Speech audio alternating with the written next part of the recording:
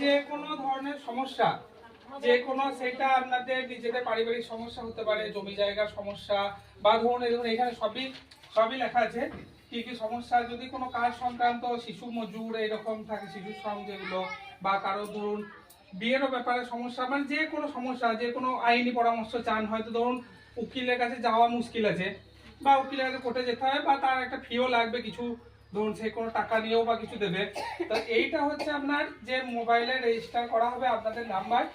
তো একজন রেজিস্টার উকিল, এটা সেন্ট্রালের প্রজেক্ট, কেন্দ্রীয় সরকারের।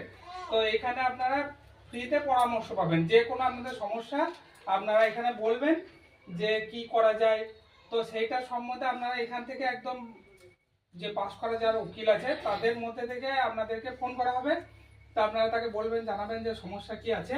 তো তাদের কাছ থেকে ফ্রিতে একদম পরিষেবা পাবেন, যে কি করতে হবে, কোথায় যেতে হবে। তাতে আপনাদের যদি গভর্নমেন্টের কোনো স্কিম না পান, যদি কোনো বার্ধক্য ভাতা পান না, বা কোনো সমস্যা, সেইগুলো আর কি ফোন করলে আপনারা এখান থেকে জানতে পারবেন যে কি করতে হবে আমাদেরকে।